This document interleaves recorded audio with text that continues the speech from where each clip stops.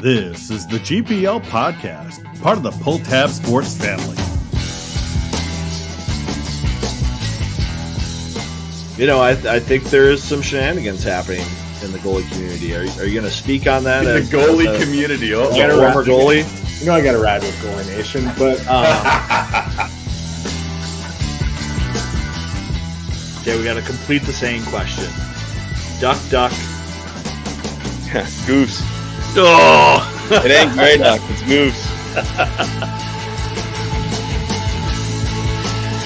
But the Big Ten's a bad conference. That's a joke. If this gets clipped, that's a joke. no. We're definitely cooking that one now. Now, here's Jupiter and Vigo.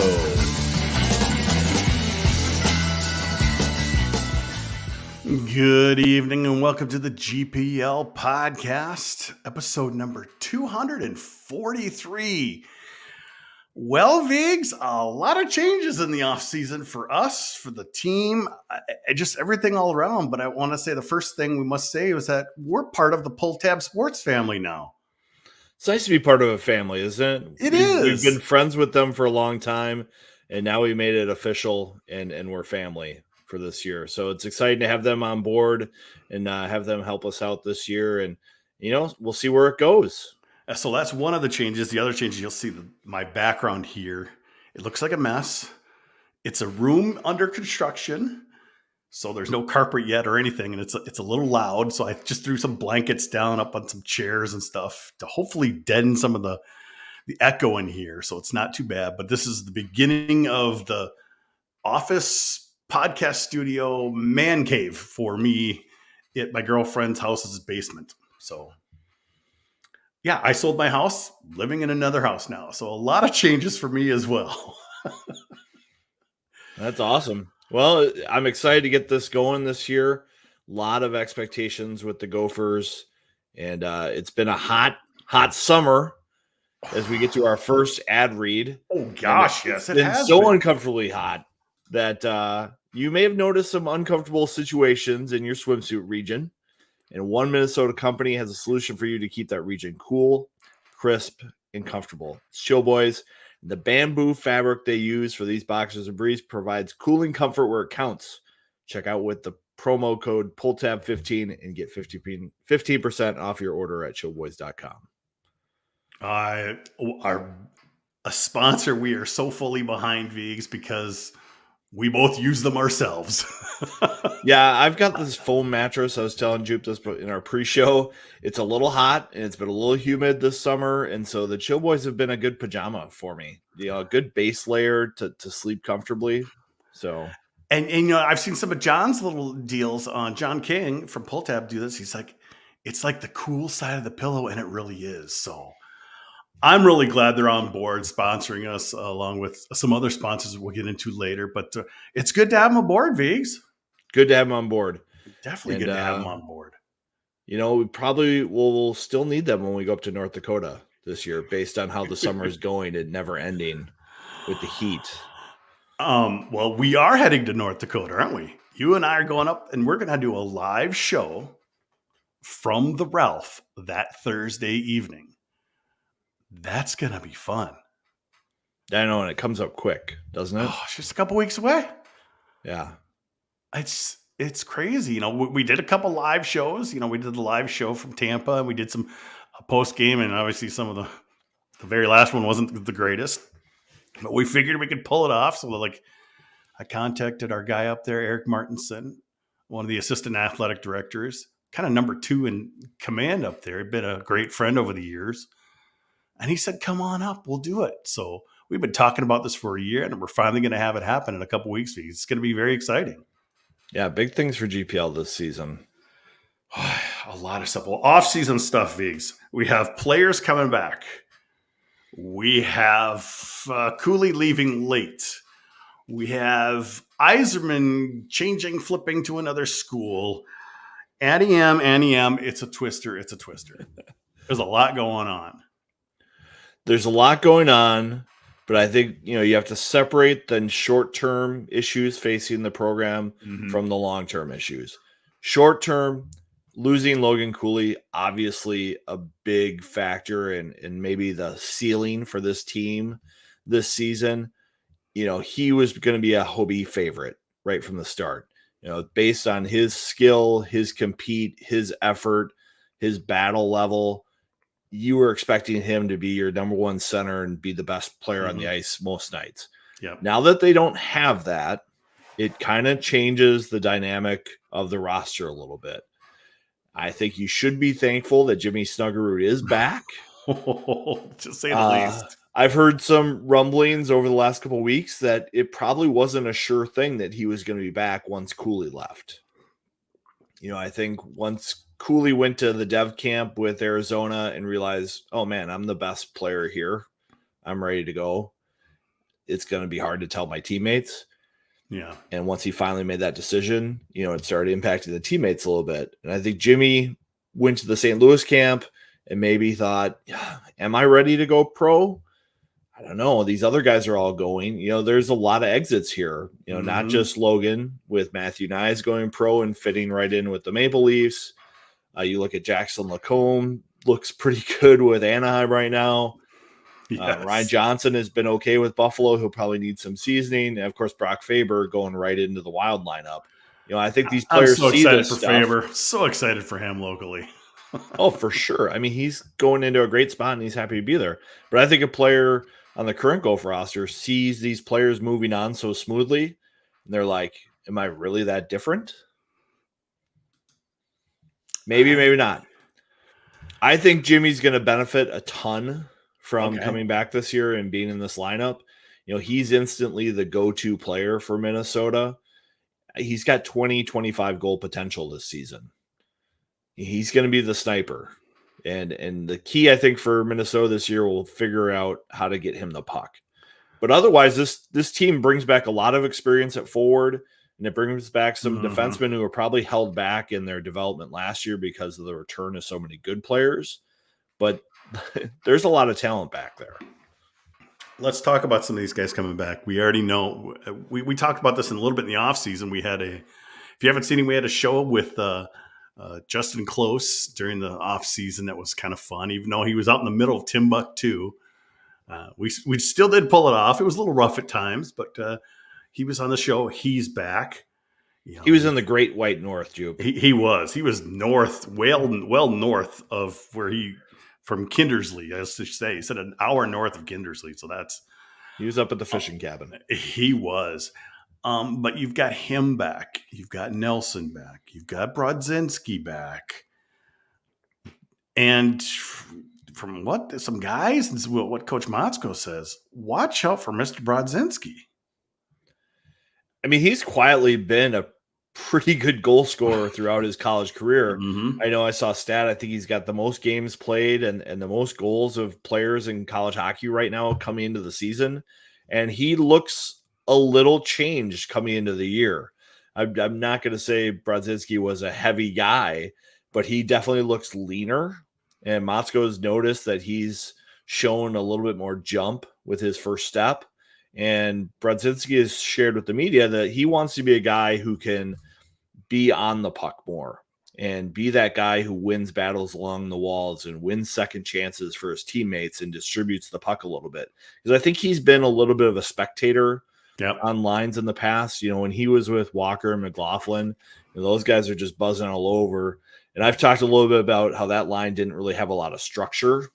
And I think that was probably frustrating for a player like Brodzinski to play with that kind of chaos, because those two guys excelled at chaos. Brodzinski needs a little bit more structure to find space to get his shots off. And then when he's playing with Nelson and Nevers, they are grinders who are going up against the wall and winning pucks. And so he was kind of that space player. Now I think for his game, he wants to develop a little bit more of that puck battler along the wall. So Cooley leaves. We all saw the highlight goal a couple weeks ago, and then someone was telling us off the side that what we didn't see is Cooley lacking some defensive skills and back-checking skills. So there's going to be some bumps in the road with him, but it's like we are going to see the highlight reels because that's just how the internet is. Did you notice who didn't see the goal, Jupe? Do you know who hadn't seen that? He had seen the other goals that some alums had scored. Fake Bob? Fake, no, it was real Bob. Real Bob said he didn't see the Cooley goal. So, sometimes that's maybe like, I'm happy my ex-girlfriend is doing well. But, it's too soon to look at Facebook photos of what she's up to. Oh, jeez. Oh. It was great. It was great what he did at Minnesota. We're all happy about what he was able to produce with the Gophers, but he's moving on. He's moving on to that Arizona lifestyle. And another player that committed is also moving on. Mr. Yzerman, Mr. probably 2 or 3 or even number 1 pick next season, changed his mind, decided to not come to Minnesota next year. Later that afternoon, he committed to Boston University. A lot of online people saying NIL money, it's all this. We can't confirm that. And we may have heard it actually may not have been that. Who knows what really was. And that, what is it? You had told me that it sounds like that he recruited Minnesota but probably more than they recruited him. Well, I think when you're a player like Yzerman, you're looking at the top programs and you're selecting where you want to go, rather than Minnesota's been hounding him since the day they could recruit him. When a player like that shows interest on that day and says, "Hey, we are interested in attending your school," you're like, "Oh, great. That's awesome. We'd love to have you. What do you need from us? What do you want to learn?" As opposed to the coach at 12:01 going, "Hey, we want you. We need you. This is what we see you becoming for us." So I think it was one of those things where it's like, "Oh, great. We want to have a player like that." And the more he thought about it, and maybe there's some family stuff coming out soon that you'll learn about that might show a little more reasoning behind the decision. But how many kids from Minnesota go to Boston and are the top 5 players? They're probably going to stay somewhere in the Midwest. They're not often going to just go leave unless they really want to get away. So I was surprised when he committed to Minnesota. It's probably not very surprising that he's going to Boston. And NIL might be an issue at some point, but I don't think that was the major factor here. I think it also comes on the tails of the Hagen brothers going to BC, and there was a lot of stuff about those two, about they're getting $75,000 up front, blah, blah, blah. Obviously, internet fodder, who knows, Viggs, but probably a lot of the Yzerman stuff comes from what the Hagens decided to do and a little more substantiated stuff with them. Yeah, and I think that's what we're hearing right now is that there's a couple schools based on their early recruiting gets are probably splashing some NIL money. Just keep in mind that a lot of these collectives are having these agreements with players where they can't disclose how much money they're getting because the collectives don't want that information out there. So a lot of the stuff you hear is speculation because the players are being told to keep quiet about it because it's a black market right now for the NIL stuff. It's not really supposed to be public knowledge about what people are getting, and people don't want that out there. And interestingly enough, we're going to have Derek Burns from Dinkytown Athletes next week on the podcast to talk about all things NIL because he's the big guy over there. He's kind of the co-person in charge over there. And we helped them out this summer and they helped us out. We did some advertising for them on the site. He got us, just in close to be on the podcast. I think some of the discussion should come back to Viggs is like some of these places might be using it for recruiting, but in Minnesota, it's more like we're rewarding the players that are already here. And I don't think that's talked about enough. I think that's the message that Dinkytown Athletes and most of the people in the Gopher Sports Athletics Department have been emphasizing is that these are the opportunities that will show up for you once you're here. They don't want to be promising money to recruits before they get here. I think NIL was originally passed so that people could profit from their likeness in things that made sense, like hockey players getting paid to do hockey camps, golf players being endorsed by golf companies because that's what golf is all about and giving lessons. I think there were a lot of limitations on people before about what they could do, and this has opened it up. But now we've got this can of worms where people are trying to entice recruits to come to a campus. I don't think that's what you're going to see at Minnesota. And Moscow made sure he made a point of that. 90% of NIL is just a kid, talking about a burrito and getting free burritos for the school year, like Chipotle or something. He just used that as an example. That was Logan Cooley. He had a Chipotle deal. but that's what the deal was. That's exactly what it's supposed to be for. I'm concerned, Viggs, about college athletics. This could get out of control. We're seeing it with the Big Ten, the rest of the conference, getting even larger by adding Oregon and Washington State, and you got UCLA, USC, all coming in next year into the conference. It's all about money now, and some schools. Well, look at the Pac-10; it's basically done for football, and it's all about football. It's all about basketball. But you know what? We've got hockey in between, which is profitable, but most schools don't. It's profitable for the NCAA, but are you concerned at all where this is going? Well, I think we're definitely at a tipping point where people are going to learn a lot about the finances of college athletics, because the people who are investing in NIL aren't doing it because of a return on investment necessarily, which is how the rule was originally conceived, is that companies would get returns on their investment for paying players. What you're now seeing is schools having to navigate gathering money to pay for their facilities projects and their coaches and their food budgets and their travel budgets and their stick budgets and their equipment budgets. And now they're trying to say, okay, we still need that, but we also need our donors to contribute money to our collectives so that the players can get compensated like they are at other schools. So it's going to be interesting to see what the next decade looks like. I think all the conference realignment decisions were made for football. It's not made for basketball. It's not made for hockey. It's not made for soccer. These are TV rating driven decisions for football. And I think those are going to pay off. I think these conferences are going to get bigger TV contracts because of this realignment, but we'll see what happens to the rest of college football if they're not a part of the big leagues. I don't know. It's very scary. And it could, in the long run, hurt our sport of college hockey. I would say the biggest school I'm actually worried about in the next 5 to 10 years, maybe not on NIL, but just worried, St. Cloud State, Viggs, declining enrollment, big time. The school is struggling. They've gotten rid of a ton of sports. They can barely keep anything else up and running there.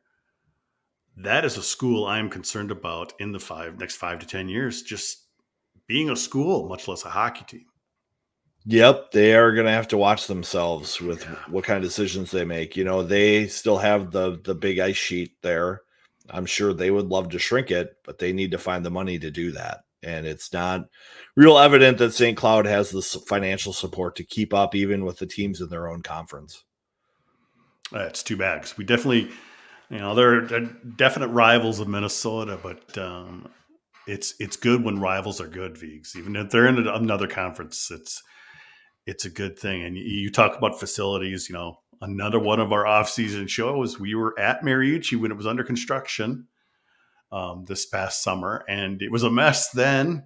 It's not a mess anymore. The ice has shrunk down to 89 feet. They've got new lights in. Everything looks like it's ready to go. Yeah, the corners look tighter. It's not quite as deep as they used to be, so the play should be faster. And I think, Bob talked about this at availability. He said, was it an advantage? Yes. Was it a disadvantage? Yes. So now this team does not have to adjust to the big rink and the small rink as often. And I think it maybe allows them to focus more on the kind of player who's a NHL size rink player.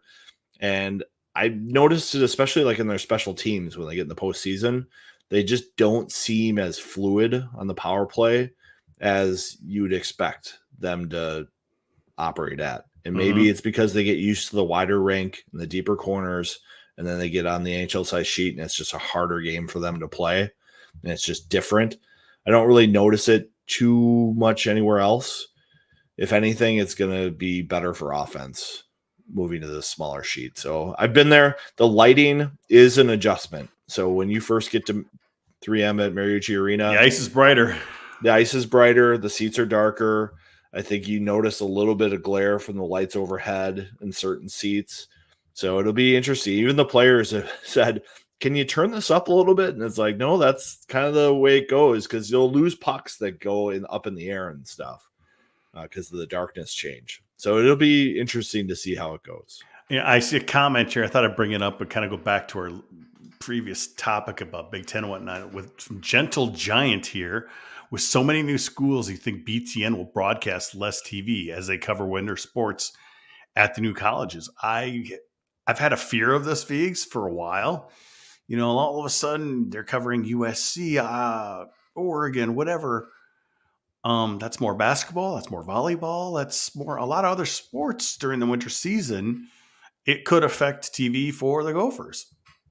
Yeah, and I think it's definitely going to affect, just like the Bally's bankruptcy right now is affecting what's going to happen with sports broadcasting going forward. So I think, BTN's lucky that they have their streaming option and their streaming packages. That's the thing that the NCHC has relied on the last couple of years, is building a strong streaming network to support something for their fans. We have gotten pretty spoiled in Minnesota with all the games on TV. So I think we're going to have to deal with, that streaming option as we move forward. Oh, it's going to be interesting. We'll get more into that later, because there's still a lot of unknowns with TV this year. We're hearing some drips and drops here. Who knows? But I know one thing. We've talked about our Pulltab Sports and some of the things we're advertising now, but another new sponsor of us is Unreal. Unreal has joined the podcast as well as Chill Boys. What can you tell us about Unreal? Well, Gopher Puck Live is all about Minnesota, and so is Unreal. The company was started in 2013 by a Minnesota entrepreneur, Michael Lee Jordan, who had $300 in his bank account and is growing a brand to leave a legacy here as well. Unreal's independent clothing company. They don't have any VC money, and they're crafted around the athlete. They release fresh looks, hottest drops, and donate 10% of all profits to organizations and worthy causes in our community. Visit unreal.co. That's a co, not a com, and use the promo code Pulltab15 for 15% off your Love order. that 15% off, Vigs. I've been going through some of their stuff on their site. I gotta say, I'm not so positive on the Vikings this year. I'm not feeling good, but some of the gear they've got is really nice. Yep, they've got cool stuff. The Viking drops are neat if you're into that. They do have a Row the Boat partnership. Yes, they do. They work with Folds of Honor, so they're local. They're like our own Under Armour, Nike in Minnesota. I like that. I like the local part of it. I love it that you started it, just a couple $100. That's pretty cool, Vigs. Well, let's also get into some of the current issues that the team has. We've got Bemidji State coming in this Sunday. Mike Kester gone for a month, Vigs? I think a month is optimistic. Oh, I was actually that's at not good. practice the day that it happened, and it's just one of those things you don't like to see. And, he's pretty optimistic about how the recovery is going to go. I don't think he's had any lower body injuries before. His injuries have always kind of been shoulder type things. So I think this is something different for him to deal with. But he's going to be a big part of this team going forward. He was second team All Big Ten in the preseason voting. I thought he was going to get to run a power play this year because he's got great vision and a lot of experience back there. When he's filled in on the power play, he's looked like a shooting threat, which is something that a lot of the Gopher defensemen are not able to do. They don't see through the traffic. They can't get pucks on net. He was able to do that. And so with him out, I've seen Sam Renzel and Luke Middlestat as the two defensemen running power plays for the Gophers in practice so far. And those are two very capable players. Renzel, first-round pick of the Blackhawks, and Middlestat, who was probably a big surprise to a lot of people last year that got him drafted in the offseason. But it's going to be different not having Kester out there as an option. And Mr. Freshman Nathan Airy, goalie, got necked up as well in practice. So he probably won't be available on Sunday, will he? Well, he actually kind of had a lingering thing coming into Okay. the season, and they just, it flared up on him right away. They identified it, and part of the recovery is just rest. And so he needed to take some time away from the rink to get fully healed up for the season. And that leaves the Gophers kind of shorthanded in goal. And I asked Bob, how is he going to handle the workload with his goalie crew?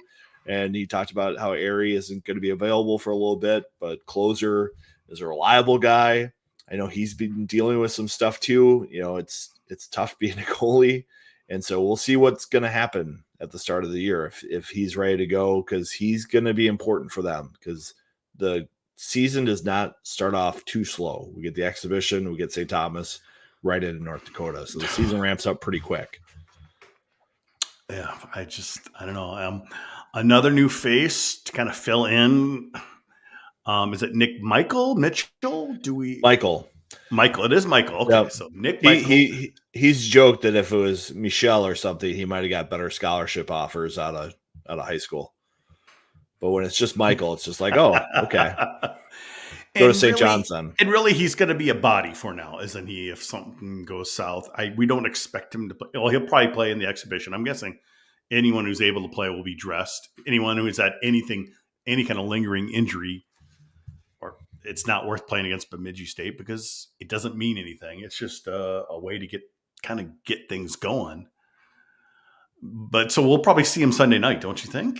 I would think so. But he's being brought in as a guy who won't rock the boat, who will work hard in practice and be ready to fill in as needed. I think chemistry is always an interesting thing with people at the bottom of the roster. And I've talked to this with coaches about how to handle the World Junior break before. And it's a sign of a really good team is if you can have your players go play in the World Juniors and you have guys that fill in for those roles and do well. And when the players from the World Junior team come back, the players who got that ice time, do they have the maturity to handle that transition from getting their chance and playing well to going back to their hardworking practice roles and being ready? So, I think Michael's a player that they brought in to say, hey, we need you to be ready, but we don't necessarily need you either. Because this is a pretty experienced forward group. There's 13 guys who are ready to play here. Yes, it is experience, but the roster is a little short on players than even last year, Viggs. And, last year we were a little nervous about, only 8 defensemen or whatever it was. And will they be, you think they're going to be rotating 7 guys in a game? They rotate everybody, or will they play just 6? I mean, there's a lot of little things they got to think about.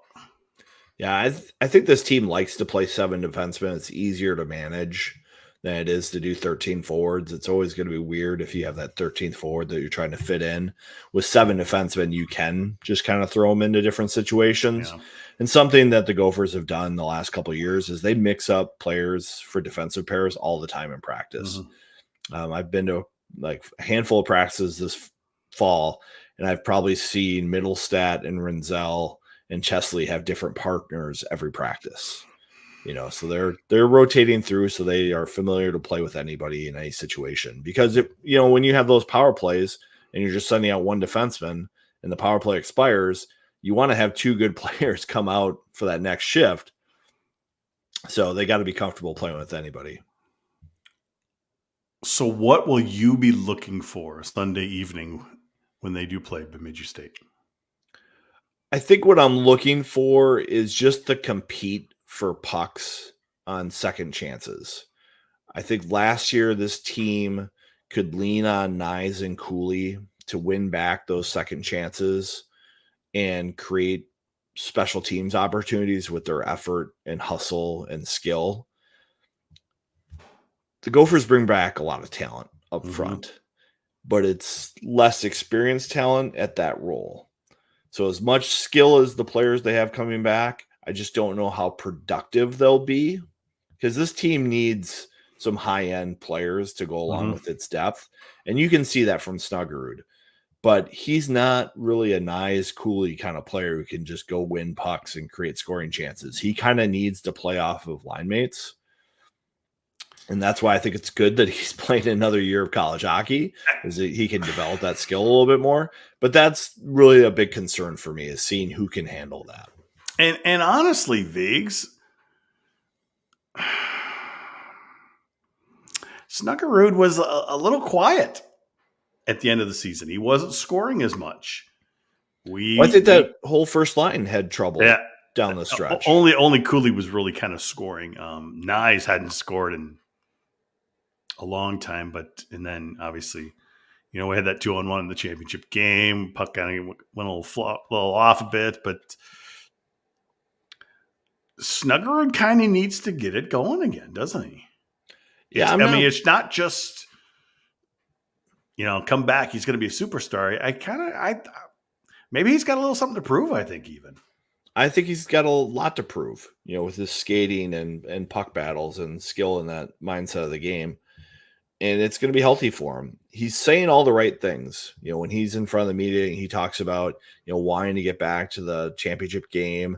He's talked about his dad saying he still thinks about losing the NCAA championship game, and Jimmy, you've got the chance to rectify that in your life. I didn't.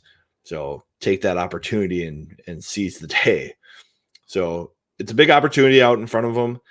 April's a long ways away from October. It is. But you have to progress throughout the year to be ready. And I think, for a player like that, to be the same player from October to April will be key, because that's part of what made Brock Faber and Jackson Lacombe and Matthew Nyes so great last year, is they were consistent the entire year. How many bad games did you see those three guys have? Hardly ever. They were there every night and they didn't make big mistakes. So I think the other thing I'll be looking for is the defensemen. Are they able to break out pucks cleanly, or do they get under pressure? Because the Gophers last year were a team that didn't get hemmed in their zone hardly ever. They were able to break out the puck pretty cleanly and relieve pressure and get going to offense. Until this year game. Sorry. We can go there maybe in overtime. I might need a beer. I might need a beer to have that discussion, because I've rewatched the game a couple times and we'll get to it later. But Quinnipiac's a good team. They only had 4 losses. When you have a 2-0 lead, your mindset maybe changes a little bit. I did not think they stopped playing. But... Sorry, you just kind of served that one up for me, Viggs. I know. Hey, Viggs, how's your hockey hair? Hockey hair is pretty good. I think I can never truly have hockey hair. I've seen the flow on you though before. I mean, you might need to start getting some big flow going. What do you think? Yeah, with Gopher Puck Live, part of the Pulltab Sports family this year, Damn we right. have to make sure our hockey hair is elite. Yes. And one weapon in your hair care arsenal should be Duke Cannon Men's Grooming Product. They are a Minnesota company that makes hardworking products for hardworking men. Whether it's serious flow styling putty, adding some structure to your game, like maybe the Gophers needed against Quinnipiac, or a news anchor thick hair to increase some volume, like they maybe needed in shots in that game. Visit DukeCannon.com, Target, or even your local hardware store for products to make your hair a weapon. And as Mote said, we've got some hair game going on. Mm-hmm. Yep. It's white. I can't do anything about that, Viggs. It's going to be white for a while. You can still add some volume to it, though. I might need some more product, because when I do that, I look like it's got a big fro. I look like I belong in the sweat hogs of Miss Welcome Back Cotter, which half of our audience, or maybe all of our audience, has no idea what that is. Yeah, putty might be good for you. It might be. A little grooming clay. Yeah. Hair they game. Definitely have it at the hardware store, Steve. Like, I was at Fratelloni's Ace Hardware, and I totally saw some Duke. I'm like, okay. Sweet. Okay, which Steve was that? I mean, is it No Hair Steve? No Hair Steve doesn't need a lot of product. Oh boy, I wish. I'm reading some of the comments. I've got starred some of those comments. We'll get to some of those in overtime. It's going to be fun. Freshman Vigs, we got Max Shrewd, Axel Begley, Sam Renzel, Nathan Airy, Jimmy Clark, and Oliver Moore. Let's start. We have not talked about Oliver Moore yet, have we? No, but we've got a bunch of freshmen. Well, let's start with him then. Let's start with him. I do believe a couple of guys said that's the fastest guy they've ever seen in hockey ever. He is probably right up there with Sammy Walker in terms of like raw horsepower, just getting going. And I think Moore is maybe a little bit solider of a player build than Sammy Walker. Mm-hmm. And so I think maybe his impact on college hockey is going to be quick. And I've seen him out there quite a bit with Jimmy Snuggerud and Bryce Brodzinski. And so I think that's a sign that Bob wants to have those three together. And he wants Brodzinski to kind of be a little bit of that Matthew Nyes. And, let Oliver Moore work. And we even heard some, he was drafted 18 by the Chicago Blackhawks this past summer. And some people were even saying his speed is comparable to Connor McDavid. At this age. Yes. At this age, Moore is faster than McDavid was. That's no joke. Yeah. That is some serious stuff. Yeah, and you see some of the stuff that Moore does is for his off-season workouts with running hills and plyos, and the guy works at it. Okay, another one. We'll just have to bring this up here. Where is Vigo's Pulltab Sports water bottle? It's right over his shoulder. Look at that. Look at that. Right up there. I love me some Yetis. I know. It's fun. So Ryan, you're not quite observant, but yeah, I see it in the corner up there. Yeah, I'll hide stuff on the shelf this year. It'll be like Elf on the Shelf. It'll be Gopher Puck Live on the shelf.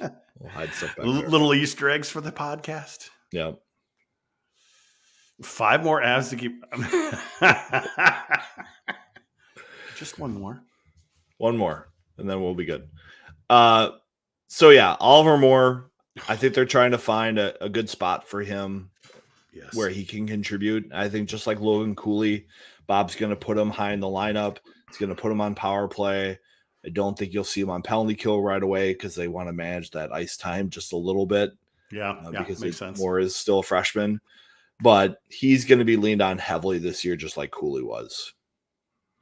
And then on defense, Renzel is the big name there. Mm-hmm. I was surprised to see him running a power play because I know that he's a first-round pick. And I know he had a good USHL year, but I always have this fear of these big defensemen coming to college hockey and not quite being ready for the speed of the game.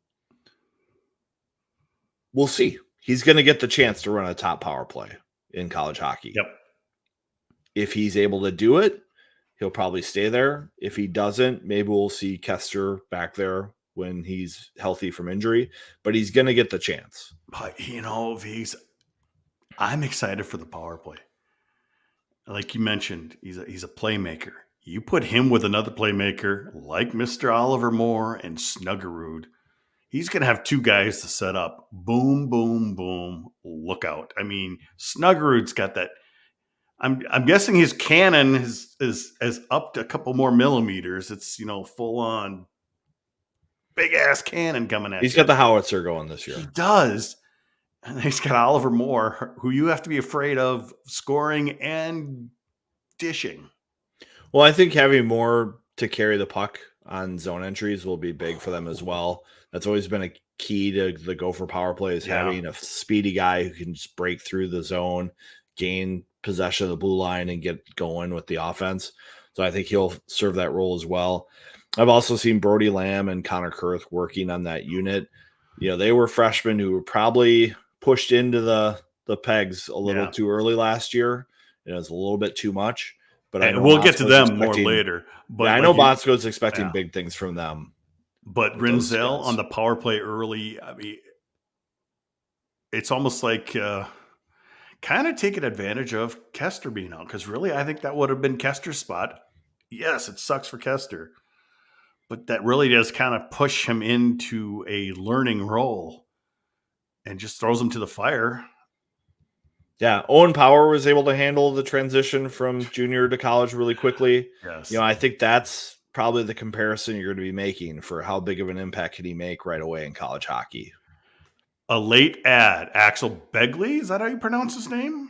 Yep. Begley's one of those hardworking guys. You know, he's the landscaping guy from Hill Murray from the state hockey tournament.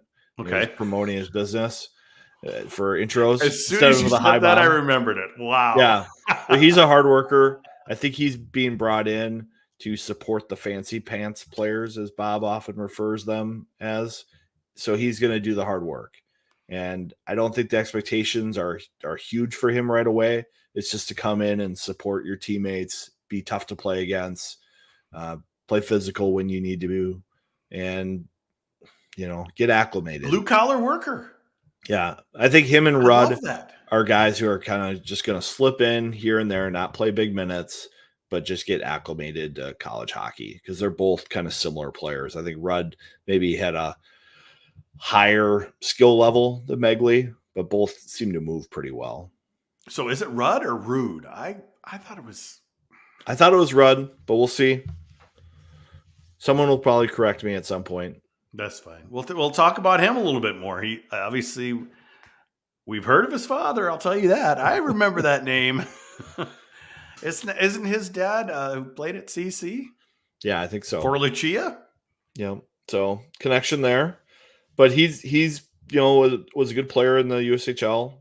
I don't think he's being thought of as a high skill player, and he's going to be a supporting role this year. It's really hard to tell in practice so far what we're going to have in these guys. That's the thing you're looking for early against Bemidji and St. Thomas is, can these guys handle forechecks and pressure and make good decisions?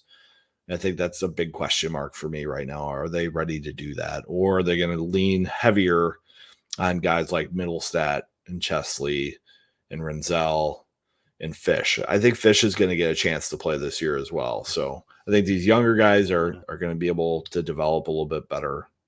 I've always be leaned on heavily. I've always been a fan of Fish's game. The times he's just come in to fill in a little bit this year, or last year, I should say. I liked it, Viggs. Big guy who moves well. He does. Oh, Jimmy Clark, freshman forward. Dyna kid, I believe, isn't he? Dyna kid. This is the late ad because Logan Cooley didn't come to Minnesota. Jimmy Clark was the one who kind of stepped up to fill the spot on the roster. Mm-hmm. And that normally makes me nervous. You know, when you have a guy slotted for another year of junior and then he has to come in early, it means that everyone was kind of expecting another year of development. And so now he's going to be coming into the program.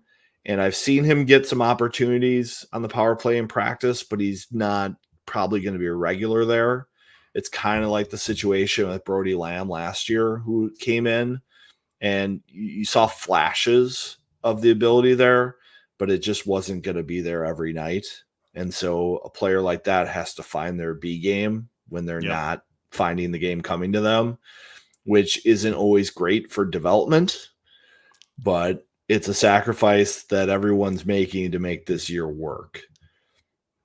So he's a talented player. He got drafted, I think, by the Wild, and you know, he had a good junior career, but I think he could have used that extra year. He didn't play on a very good junior team last year at the Green Bay. Like, they weren't good. And so you have to wonder, you know, their habits that you pick out of that and carry with you into their first year in college when you're going to have to fight for ice time. You know, he's not a lock to be in the lineup every single night. So we have a tricky situation with Close coming back because didn't anticipate that at the end of the season that Close would be back. So we were going to bring in Nathan Airy to kind of compete with Bartoszewicz in goal. Airy's coming, Close coming back. Bartoszewicz decides to go play a year of juniors and commits to coming back next season. So does that give freshman Nathan Airy a chance to see some ice time? I mean, maybe 10%, something like I that. think that was the plan coming in. If he came in healthy, I think he probably would have seen some starts right away. I think he would have saw a game against St. Thomas. I think he would have, played in the Bemidji game. I think he gets some action. Maybe probably doesn't play in North Dakota, but gets sprinkled into the games earlier in the season. And now, does he not play until Robert Morris in Colorado College? And you try to play closer as much as you can. U18 We'll see. maybe, yeah. Yeah, so it's going to be a tough start for Aerie. Aerie's a big kid. He's at 6'2", 6'3", good size. He's got a lot of games under his belt, and I think that's important for goaltenders. I had a fun discussion with a couple NCHC coaches at their media day talking about goalie development, and he's like, pro teams like these big 6'4", 6'5" goalies for the professional game, but they like them to be 25, 26 years old when they get them. So when you've got high school kids, junior kids who are 18, 19, who are 6'4", 6'5", yes, they are good prospects for 5 or 6 years down the line, but they are going to go through some struggles when they first get to school. And so I think what you're seeing with the Gophers is they're looking for guys who already are playing 100, 120 junior games. And so when they come to college, they're ready to play and do that workload. That development's happened. So hopefully Aerie's injury situation isn't like Boynton's from our guy Tim Hapke there. Tim, I am not concerned about Aerie and Boynton being the same kind of issue. I think Aerie's going to just work himself back into the rotation here once he gets a clearance from the medical team and everything's healed up. And I think he'll be an option. Just like Justin Close had that long track record of experience, Nathan Aerie's got that same track record of experience against even better teams. And props to Tim and his avatar with the Wooger. Love the avatar and bringing in the Wooger there, Tim. That's some great stuff.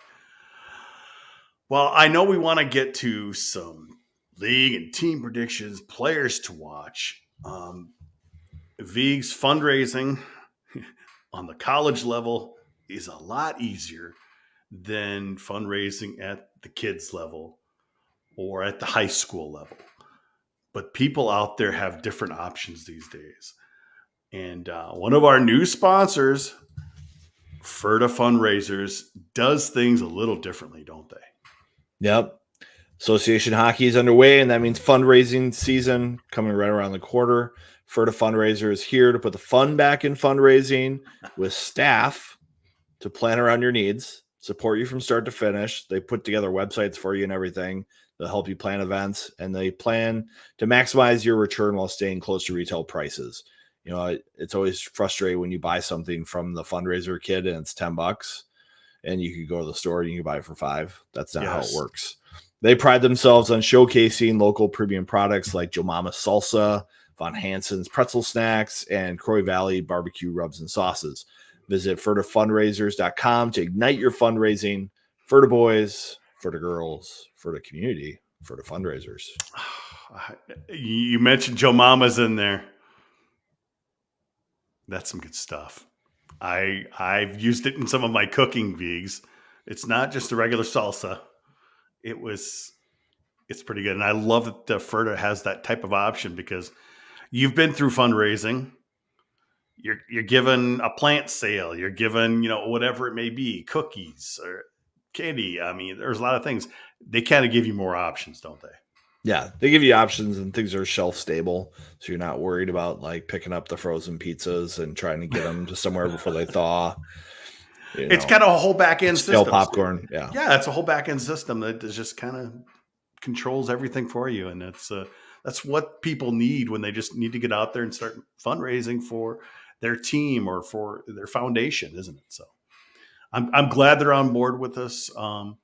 Along with all of our other sponsors. And this is all, of course, thanks to our guys, Pulltab Sports. They brought us on board this year. They liked what we were doing, Vigs. Like I said, I love that flyover state of mind. We're going to get Kinger on here at some point during this season. We talked to Kinger at the Frozen Four. And he's like, nobody wants to watch me.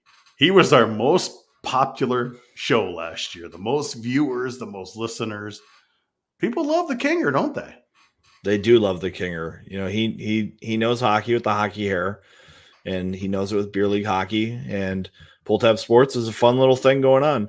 I've been enjoying the make love not war with Stanzel, talk about the Twins, and it's been a fun run. So it'll be fun to follow along with them as the Twins hopefully keep going this year. That was yesterday was really fun. I mean, it was fun today, but it was just something about, Royce Lewis. 2 big home runs. It literally brings me back to the old days. Kirby Puckett putting you on my back.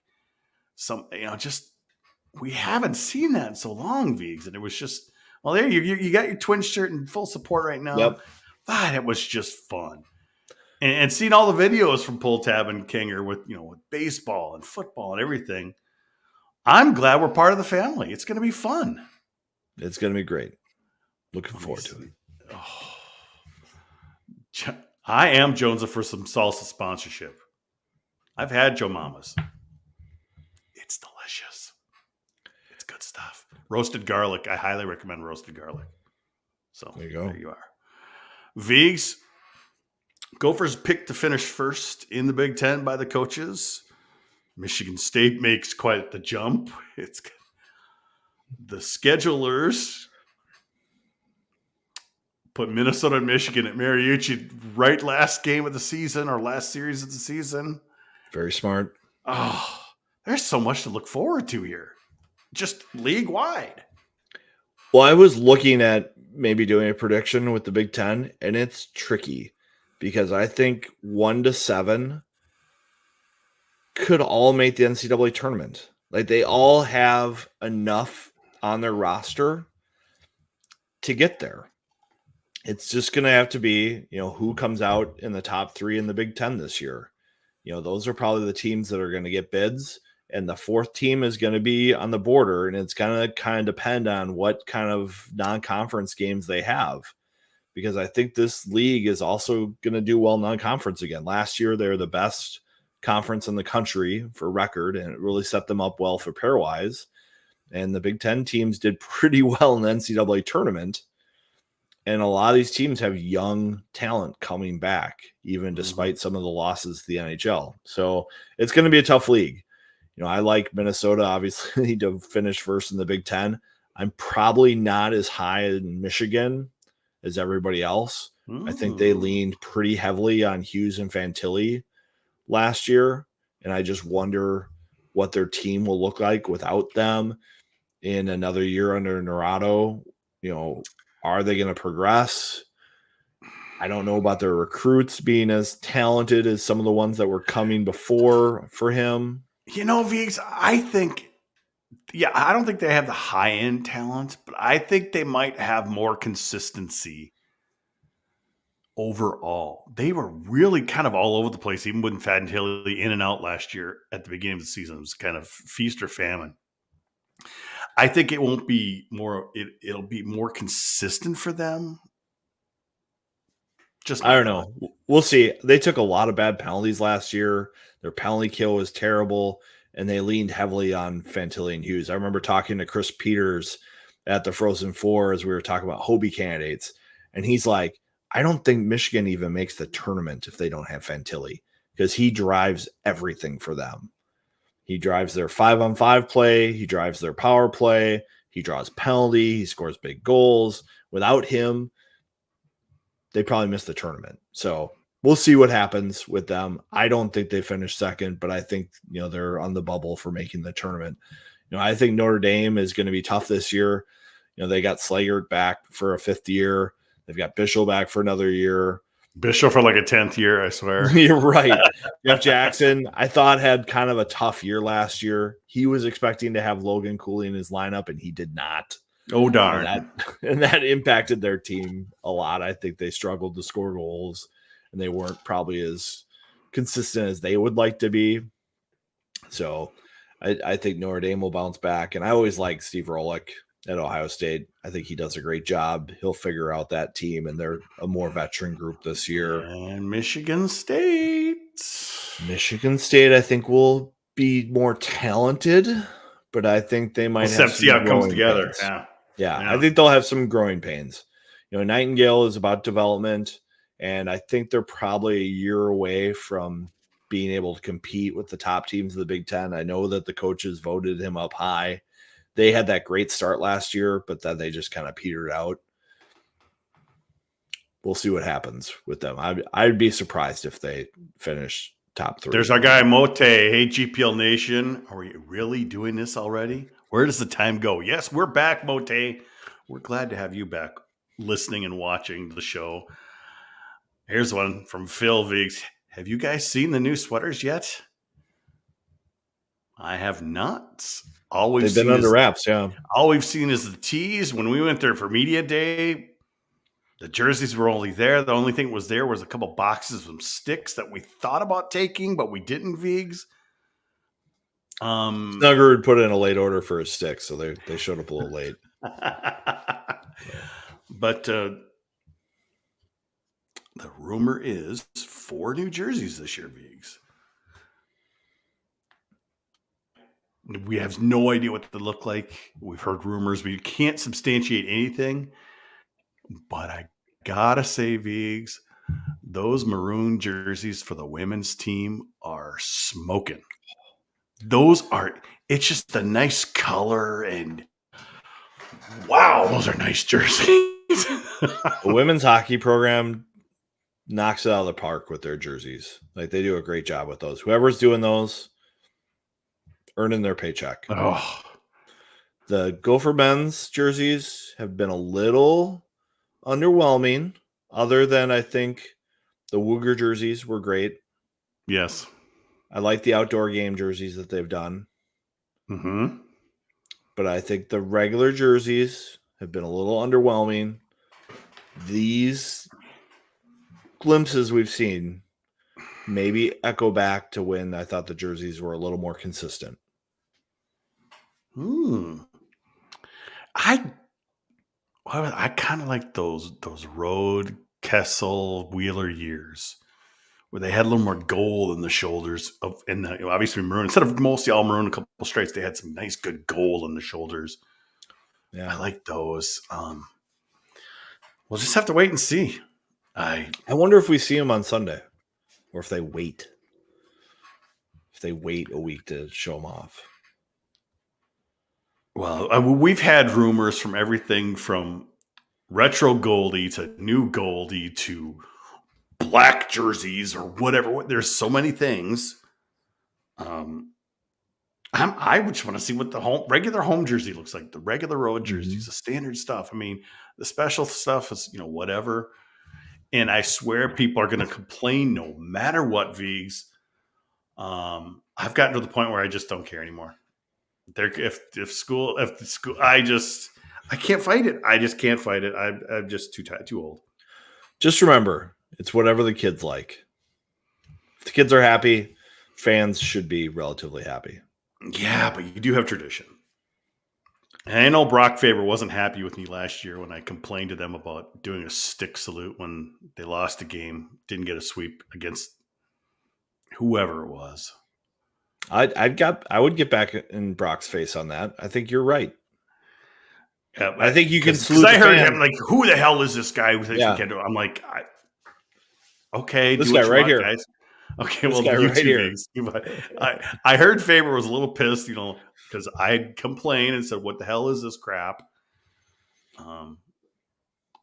Whatever. You can do something else, but you can't do the salute at center ice. You can go to your students, or you could go to your fans and salute them that way. But it was against. You got to reserve the battle hymn and the yeah. I don't know. What do you do? Okay, Viggs, players to watch. Motzko's been really liking Kurth, Lamb, but guys like that. Pitlick, Huglin, Brodzinski. I really think he wants those freshman guys, like I said, Kurth, Lamb, Pianimi. They got to take a step up this year. But Huglin and Pitlick, I think there was a comment earlier about those two. I'm looking forward to those teaming up. Hopefully they're on the same line because I like those two. Yeah. I don't know what we're going to see as a ceiling for Aaron Huglen. We've seen him generate a lot of possession, win a lot of board battles, but he just seems like a step behind or a second slow on the scoring decisions to really capitalize on it. So I don't know what we're going to see there that we haven't seen. I'm not expecting to be surprised, and all of a sudden we've got a 60-point center in Huglen. And I don't think that's going to be his game. Now, Pitlick, on the other hand, we have seen lots of flashes of him making really high skill plays. It's just every once in a while he'll get into Bob's doghouse. We'll see what happens this year. Like throwing a stick out into the Yeah, he might have regretted that, but I thought at the time, I was like, oh, that's great. That's great. The fans are going to love this. It would have been totally different because he almost scored, but he finally made it back to the ice, like his first shift. And his first shift back, he almost scored. And I would just been like, that would have been a game. And then we would have got him after the game and we could have talked about it, but it didn't happen. But I do think Pitlick has the skill and the ability to really impact the game and be like a 40, 50-point player for them. I'd like to see him get a chance on that top power play a little bit, because I think that's where his skill could really shine. If you put him with a guy like Snuggerud and a guy like Moore, I think that skill would jump off the charts a little bit more. So I wonder if he can work his way into that kind of situation, because he's definitely got the skill to do it. Yes. It's a long season, Vigs. We know the team is going to be like one step at a time, just getting to the tournament. Frozen Fours in St. Paul this year. Off the top of the head, you think they make it to the Frozen Four? Come on.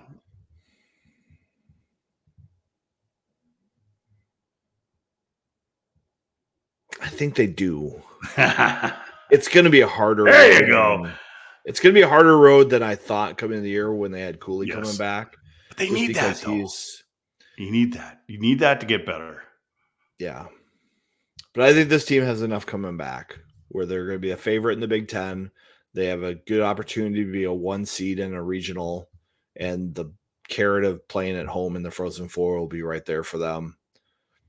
It should be a good year for this program. Let's do it, man. Let's do it.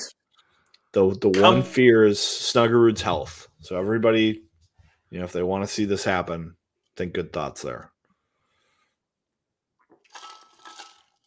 Well, yeah. It's everyone's health. Kester being out for however long he's going to be. Not having Kester when you go up to North Dakota, which is that's right at the fringe of when he's going to be back, would be North Dakota weekend, based on the timing of his injury, if it is what I think it is. That's right on that border. Mote, is Jupe in a construction zone? Is he kidnapped? Jupe, you in trouble? Say Bobby Moss. Well, if you would have been here for the beginning of the show, Mote, he can listen back later. Yeah, well, it's the beauty of this. Tell you more in overtime. So stay on, Mote. There we go. Anything else out there, Vigs? I mean, I'm kind of excited to see Kurth. I really think he was better than advertised last year. Well, he was the USHL player of the year. We need more players to make that jump and make it a good jump. We ripped on Sammy Walker for years here because he was kind of Sammy Walker the same for 4 years here. And people rip on us for ripping on him, but the numbers don't lie. So we just need more players to step up and contribute more. And we haven't seen as much of that these last couple of years. Yeah, it's true. We've seen some players come to the U and get complacent and not continue to push themselves and develop from year to year.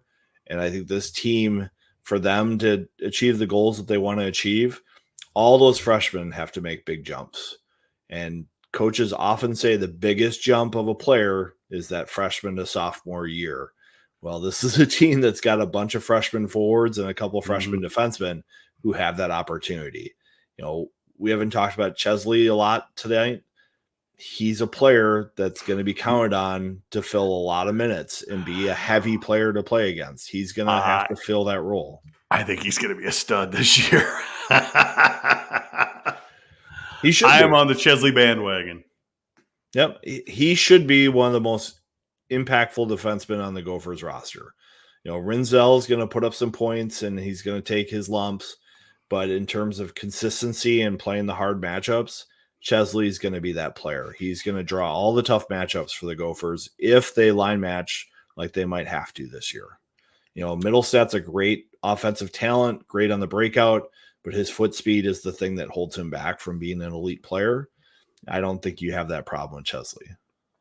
Quickly, I want to get into the TV situation. I've just been hearing rumors for people who work behind the scenes stuff from TV saying we've got 10 games this year, home games that will be televised.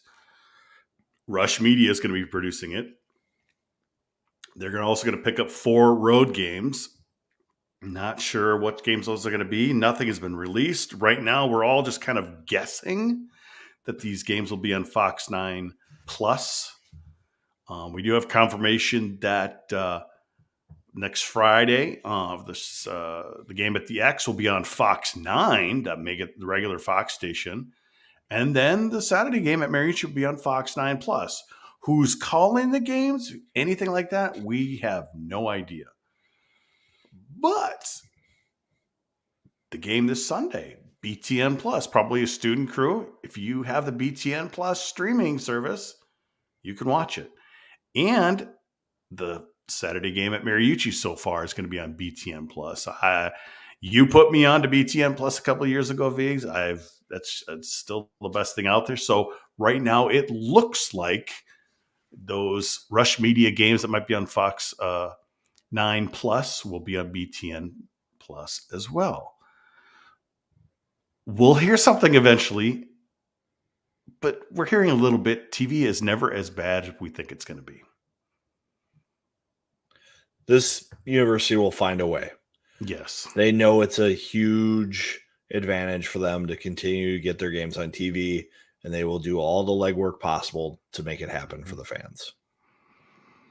So there are going to be games, folks, and all we can tell you, the little things that we hear, behind the scenes. Because, we could talk to all the you people we want. They're not going to say anything until they're ready to say something. So we got to use the back sneaky places. So 14 games. What's coming in the mail. So 14 games that are not BTN games, but we'll just have to wait and see, folks. TV, it's always tricky. You got anything else for us this week, Viggs? It's going to be a fun season. Let's get to the season. Let's get to overtime. And thanks for everybody who's coming back to listen to us this year. It was so much fun to be in Tampa and meet so many listeners. Yes. I've had a couple of run-ins this summer with people who are podcast listeners, and it brings a smile to my face and maybe a short grin to my wife's face when she hears people come up and say, "Do you do the podcast?" I went to like a community theater thing this summer, and someone came up and was like, "Are you Eric Vigo from the GPL podcast?" I was like, "We're big in community theater." So we got that market down. So let's go. Hey, when I was selling my house earlier this year, I reached out on Twitter, and the guy who fixed my front garage had some rotting wood. He fixed it. He goes, "Love watching the show. Watch every Wednesday night." So it's all fun stuff. Well, it's going to be a fun season, Viggs. I'm looking forward to it. It's going to be, I'm Jack. We're going to have some new guests on this year on the podcast as well. So stay tuned for that. But that's going to do it for this GPL podcast. We'll be back next week. And like I said earlier, we're going to have Derek Burns on from the Dinkytown Athletics to talk about some NIL stuff. And of course, we're also going to preview the series with St. Thomas, the game at the X, game at Mariucci. For those of you watching live, stay tuned for some overtime. But for the rest of you, we'll see you next week on the GPL podcast.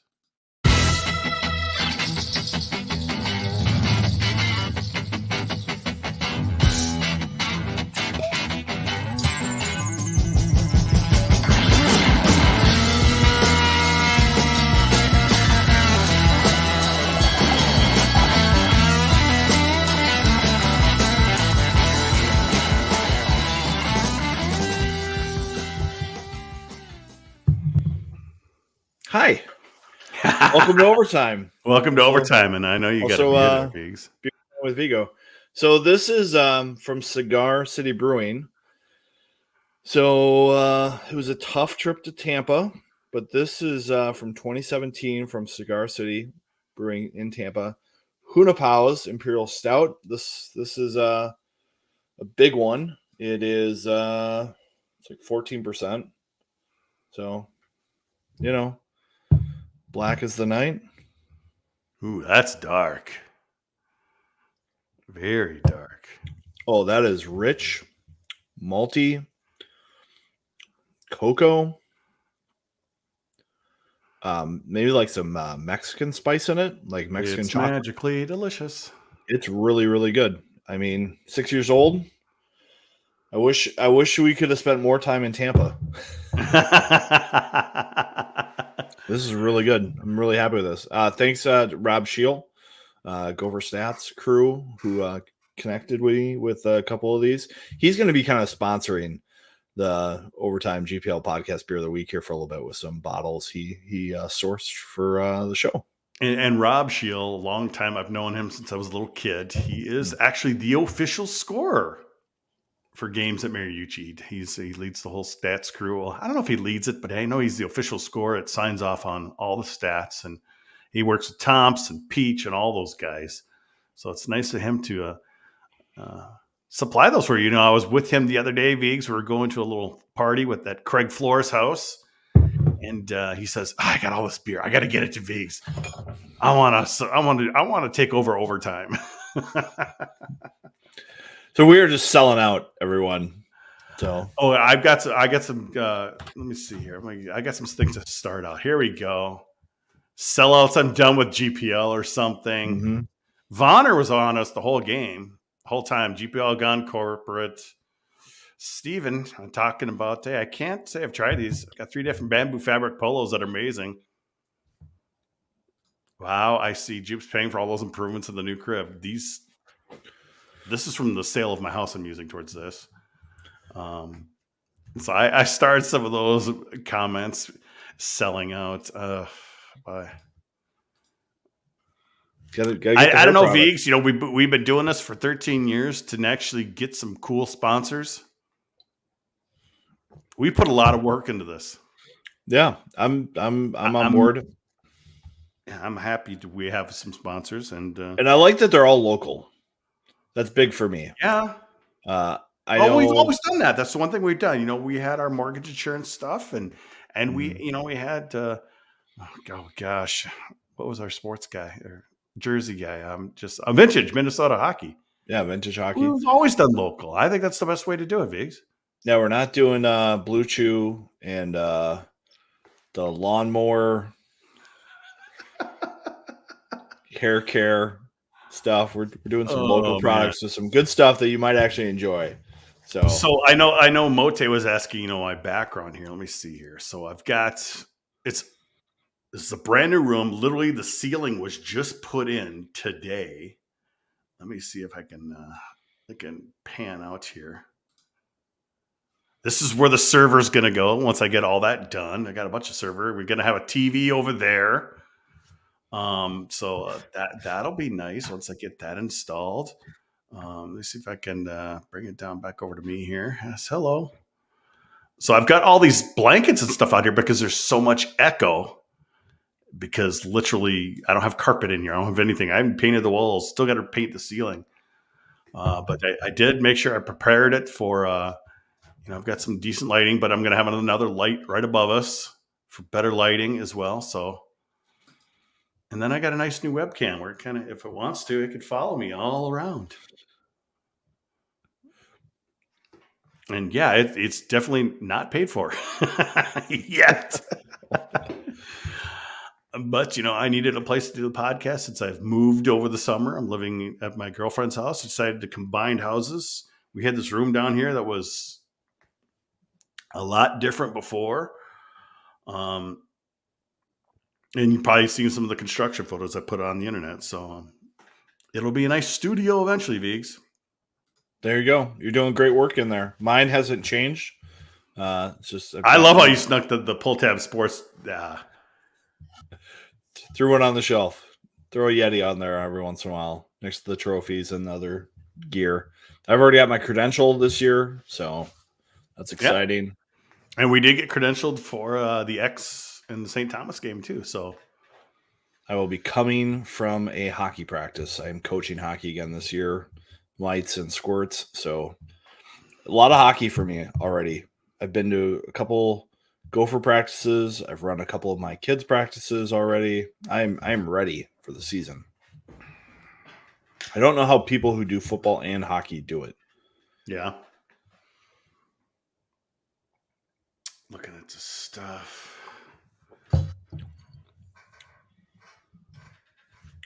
I know Chris LeBrush. I don't know if he is an overtime guy or just a podcast guy, but he was asking about the maintenance upgrades on the main concourse and stairwells and all that stuff. Yep. Just so everyone knows, that's phase 2 of the Marriott Arena improvements. Yep. I actually heard Dusty Clements during one of the Gopher football games saying that's the next major fundraising project for the U is to raise money for that. That's the top of their list. Can they get FERDA for that? I don't think so. Yes. I don't think FERDA is going to cover the $3 million that they need for that. That's a lot of salsa. That's a lot of salsa.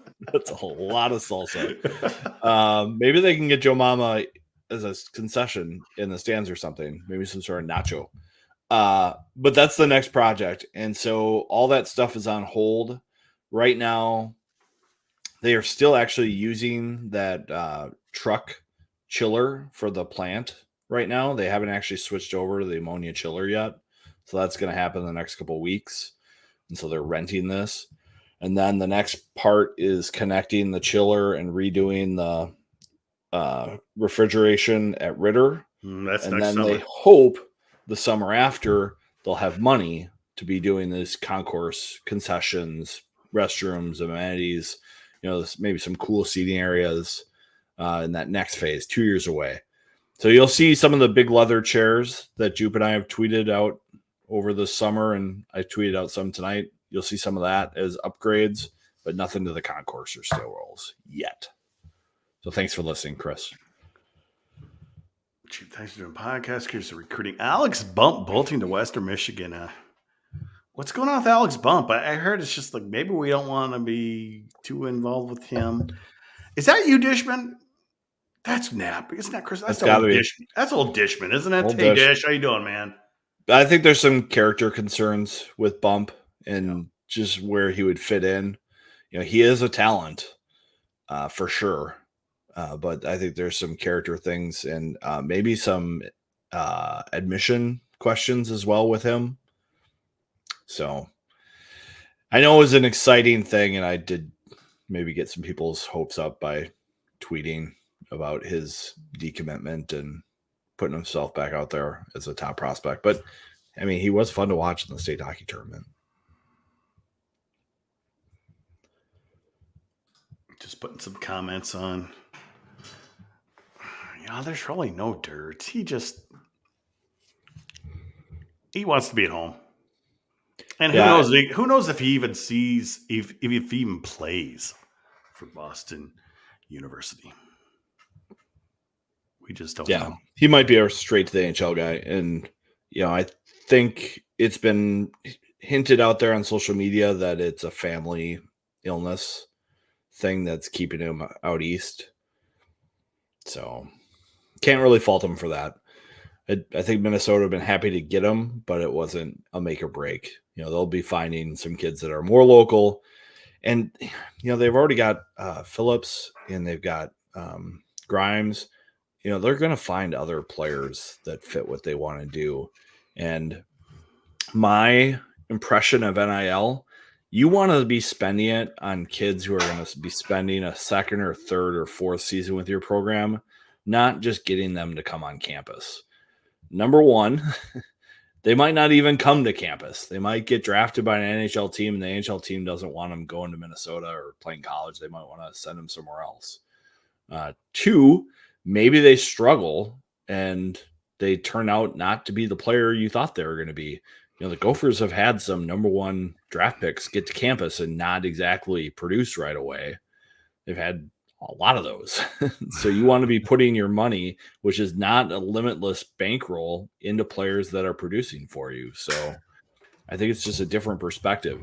Hagen's, those kids are going to be good, but how long are they going to stay there? How big of an impact are they going to make on a program? I think you want your funds going to players like Closer and Nelson and Snuggerud, who are coming back for, the university and trying to get them a championship, not just showing up on campus and taking the bag. I know that's been a funny thing tonight, but. So what other dirt you got, Viggs? You got more dirt, don't you? Nah, you got to sprinkle out It's the early, dirt though. over the It's year. early in the It's season. early. We haven't spent hardly any time. Well, you've been down to Mariucci more than I have, or should I say Ritter? You've been down to Ritter a lot, but actually this week they finally got on the ice. What was it, last Friday, I believe it was? Friday was the first day they got out there. They've been out there Monday, Tuesday this week. Closer was not at practice on Tuesday. He was not at practice on Monday. Huglin was not at practice on Tuesday. They were off today. I think they're just being cautious with everybody, knowing how important they are to the team. So we will see what team is on the ice Sunday and what team plays St. Thomas that next weekend. Should we be worried about Snuggerud? I don't think we're worried about his health. We were worried about him turning pro. That was the concern there. I think once he saw Cooley go to Arizona, he's like, do I really want to go back to school without those guys? It was pretty nice to have Nyes and Cooley on my line last year. It's going to be different, going to be scary. And he decided to come back. So should be happy for that. The new lights, Andrew, when we were there for media day, it looked fairly bright. And then Craig Floor tells me, they're only 50% right now. They look bright, but on the ice, it still looks different. It's not like CC. You remember that rink used to be super dark everywhere? Yes. But it had that feel. Denver too. It had that kind of feel to me. I think just because it was different. Mm-hmm. And because once you get off the ice, there's not a lot of lighting. It's all focused on the ice. So it seems kind of different. So it'll look totally different to you from a lighting perspective. I think it'll look nice once things get going. But it's just a change. I know some of the players were kind of like, does it go brighter? But I think on the ice, it's fine. Any new coaches this year? I don't think so. Is there? Still TBD what exactly Bob is doing with his staff. The third, they still can have another paid position, can't they? Yeah, because Potter's on the ice working with the goalies, and he even put on the pads on Monday. But I haven't seen Paul Martin on the ice, but I saw him on campus this week. And I think it's still unclear exactly what role he can play, with the new NCAA rules. And I don't know if anyone's been following the NCAA this year, but they've been overloaded with things that they have to clarify and make rulings on, and they are really slow at it. There's been a lot of waivers on transfers and things like that. And, North Carolina and Mac Brown sent out flaming social media stuff about being disappointed about their player not being cleared. Whereas Minnesota finally got Craig McDonald cleared this last week after him transferring and not getting a waiver approved right away. So we'll see. We'll see what's going to happen. But otherwise, no big changes. Miller's back. Gordo's back. Mons is back. Our hockey ops guy, Jake, he's back. Mm-hmm. Jacob. So.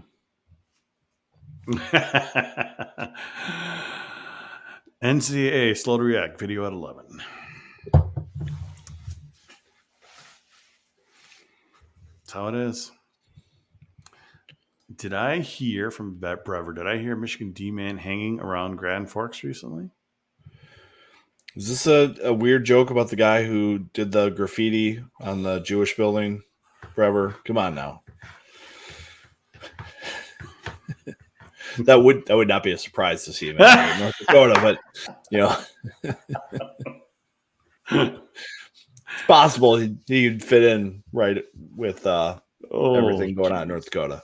But man, I got the joke, Brever. Got it. Check. I'm curious what it's going to be like that weekend. Never covered a game up there. We'll have to see. I mean, it's going to be interesting. Yeah, I'm excited. I've never been up there either. You've never been up there. I've been kind of shied away from North Dakota. When you're a rube going to an event like that and you're a big guy like me, it's almost like you have a big target on your back. Yeah, for people to try to start stuff. And in my younger days, I wasn't as mature as I am now, so I might have got myself into trouble.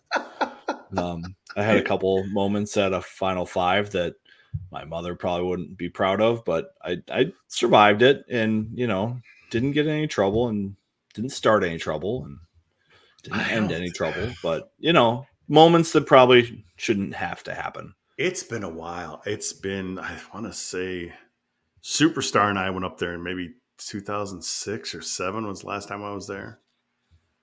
But I haven't been up there since, and that was, those was fans, and I was treated just fine there. I mean, I'm not a big guy either, but I'm thick, but that's just blubber. So I never had problems, but it'll be interesting. See what happens. Oh yeah, the Vegas next year, Vigs. Yeah, we didn't touch on that at all today. Yeah, we could talk about it plenty of time. It's a year away. It's a year away.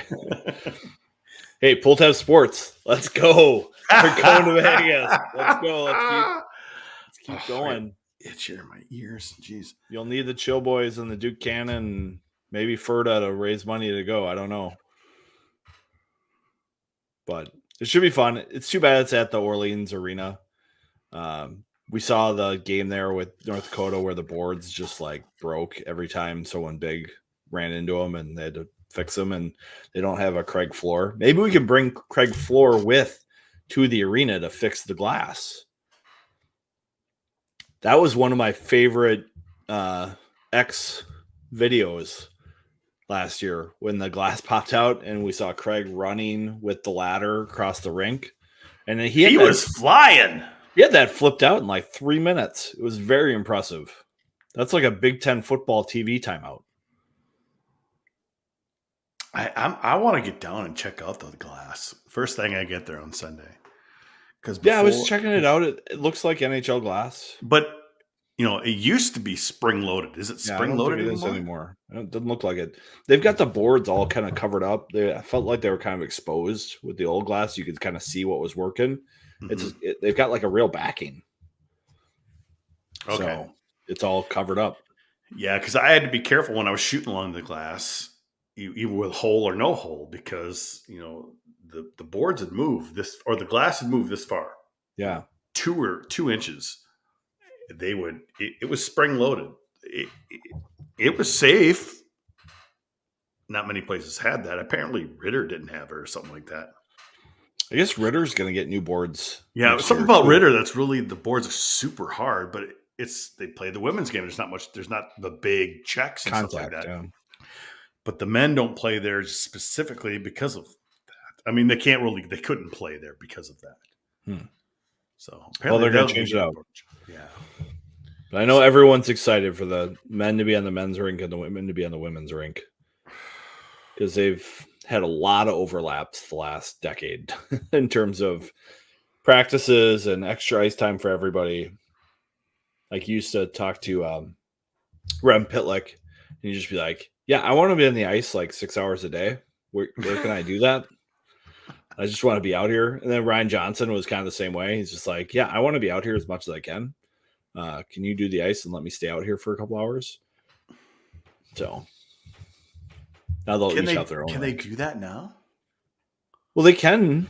I mean, the ice isn't rented all the time. So the players can get a lot of extra ice time. rental's gone way down because of the rules and the insurance. Well, it's also intentional too. Yeah. They have a high hourly rate for Mariucci because They want to kind of preserve it during the day for the teams. Mm-hmm.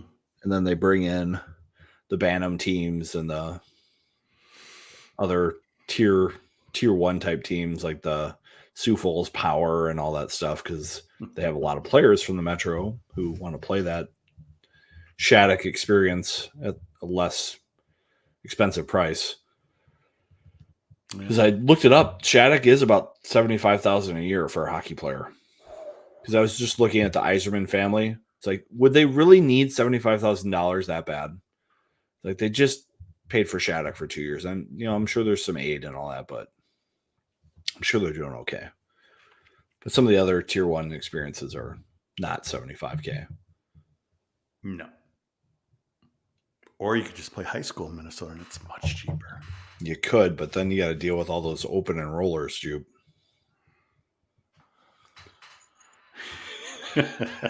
Wait, we're gonna have Jack Ramsey on this year, and I can give him a hard time about that. It's like 10 of their kids from their state tournament team weren't from Minnetonka youth programs. Get him on. I won't give him a hard time. But but obviously Derek will be a new guest with us this next week. We got did you see the news on them today?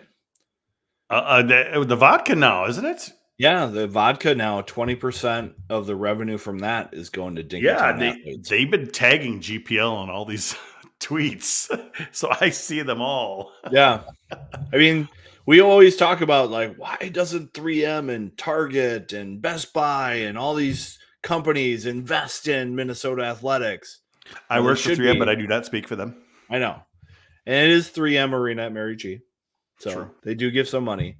But this is an example of a Minnesota company investing in Minnesota athletics. And it's kind of exciting for them. I had the Duck Duck beer. If you like a light lager, it's going to be just fine for you. You're going to like it. It's clean. It's neat. Vodka. I mean, Grey Duck vodka is pretty okay. So if you're into vodka, it's going to be a good fit for you. So we'll have him on. He's going to be talking, NIL, and it'll be interesting to get some of his thoughts. And it'd be fun to ask him about Coyle and the Duck Duck beer and stuff too, because Coyle's on board. But and our guy Todd Molesky is back covering the Badger beat this year. He's not going to go on as many road trips, but he's definitely coming to Minnesota. That's great to hear that he's back writing again. None of this basketball crap. I think he's kind of glad to not be covering basketball again. But we're going to have Marissa Voss on, a local college hockey girl who covers so many things. We're going to have her on in November before the Duluth series. So a new guest there. And then we got to get the other people back out. We'll get Jack and we'll get who else? Jeez, we haven't had Frank on. We'll get Pat. We'll get Frank. Pat. Well, yeah, we'll definitely get Pat on. We got a long line of guests. We have too many guests, Jeegs. Well, we might have to fit in a few extra shows. I just have to respond to this sarcastic comment from Vonner here.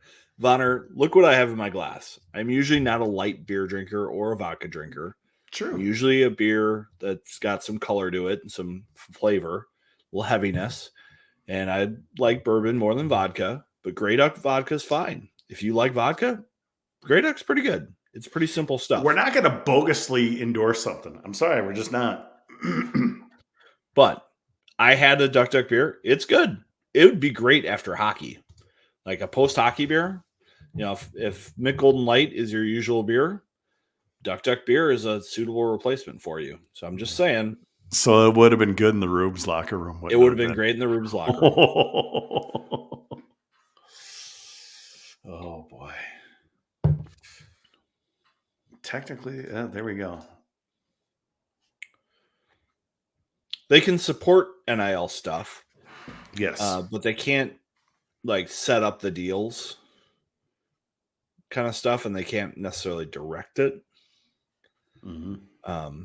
But I do know that Mark Coyle is like, let's get that Grey Duck beer in our building.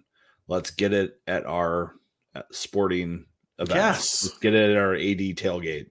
We want that stuff seen and visible with people who are influential.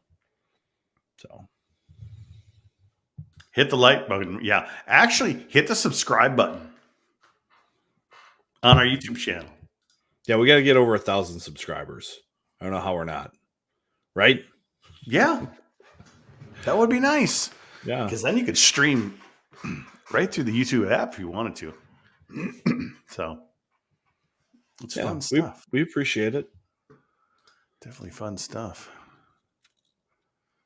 Just looking at well, no crazy text from Craig Floor tonight, so maybe he's not watching. Well, he's recovering from his anniversary birthday party where everybody left him a 6-pack of beer.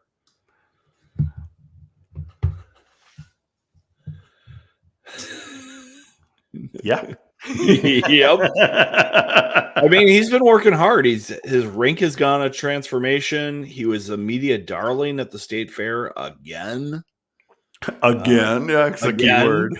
Yeah, again. I mean, it's like the recycled story of asking, a coach coming to Mariucci about the ice rink size. So you can ask Craig Floor about the grandstand shows. You can do it every year. There was a Care 11 weekend anchor who was at Mariucci for the media day asking questions. And we didn't even think about it. We should have brought her to the side and go talk to Frank over here. He knew a guy named Doug Woog really well who could give you the entire history on the Olympic rink. Or just half of us there in the media. You, me. I mean, we all could have described it for her, but didn't get the chance to do that. We were just happy to see a new face at Mariucci. Yep. We had Joe Smith there asking questions about Gester. Brock Faber. And no, not Faber. That's right. Yeah, sorry. Faber and Cooley, and not so much Nyes or Lacombe or Johnson, but someone Walker. Walker was the MVP of the offseason for the Wild. Did you hear about this? Apparently he's continued to learn how to play guitar. And so the Wild went up to Duluth this last weekend, and they were at Northland Country Club playing golf, and they had some dinners. And apparently they forced Walker to sing, basically real karaoke. And so he had his guitar out, and he's just taking requests and playing songs and singing. And do you remember when he was at the U, he did the karaoke stuff? It's Old Town Road and stuff. And, he wanted to do the karaoke on the screen. He was good. So I'm happy for him. I'm happy for him to see him develop. Damn right. The only problem is he's a victim of the salary cap right now. Yeah, for now. He'll get a shot at something. Oh, yes, he will. But the salary cap has killed the Wild. Well, limits them. 2 particular players that no longer play for them has really killed the Wild. I don't think they would have added much if they were still there. Oh, I know they wouldn't have added anything, but 13 years. 13 years. You're damn right, Ryan. He's doing great. I bet he would have put up more points from year to year if he'd been doing that in Minnesota. You think he would have gone like this instead of... He would have kept getting better. That's what happens when you put a square peg in a round hole. It just did not work very well. But I think he had a serious offseason, by the way. I read that he finished 3rd on explosive strength testing on the team behind Eriksson Ek and I'm not sure who else, but he was up there. Let's go. Let's go. Excited about the Twins there, Viggs. You obviously got the Twins support today. They finally won a game for the first time in 18 years or 19 years, 18 games. They swept Toronto, and now they head down to Houston. Yeah, they were showing highlights of the Oakland series from 21 years ago. I remember going to those games as a recent college grad and buying the tickets right away and getting a bunch of playoff tickets and being ready to go to a bunch of games. And they won that one series, and then it was done. That was disappointing. And this year's team, they've got real pitching. Like Sonny Gray, Pablo Lopez, they are legit 1-2 starters in Major League Baseball. And now, I mean, the young players are all contributing. And just if the Is vets Royce can Lewis figure it out, can get on my back? I'll take you to the promised land type looks of guy. like it. Looks like it. Oh man, I don't know if you follow John King on Instagram, but maybe you want to do pumpkins like his eye black this year. That's how everyone should do their pumpkin, is just those like triangle eye blacks. Yeah. Let's do it. I'll wear my 87 world title sweatshirt here for our next podcast. All my stuff is long gone. I haven't had twin stuff in ages. Probably because I got fat. Can't fit into it. Yeah, I actually weighed less than I did in college. You played football, though. I played football, yeah. God, I hope I don't weigh 300 pounds again. Got to 6'5" hard twins. You know, yesterday I was putting on some primer here in the ceiling so they could do the ceiling. Today, I found the Twins game more enjoyable on the radio than watching on TV. Today, because today I kept going back to it, and I'll go watch something else. I'll come back. And I had a harder time watching the baseball game than I did listening to it and doing other stuff. I think radio is still great for something like baseball because you can do other things. You don't have to sit there and stare at a screen. It's one of those sports that I think it just does well on radio. There's a rhythm to radio broadcasts for baseball. And especially now that they have the pitch clock, I think it's helped that rhythm, because it's not fun to say, well, and he stepped out of the batter's box again to tighten 6 straps on his body armor and his gloves and his shin pads and retie his shoelace.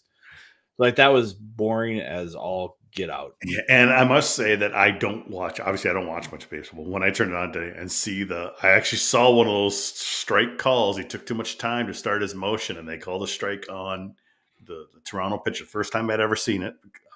I admit that, but it was nice to see. But I did love listening on the radio yesterday because, like I said, you could do stuff, and then like you just stop and you hear the voice. Home run. Oh my gosh. Yeah, I get excited.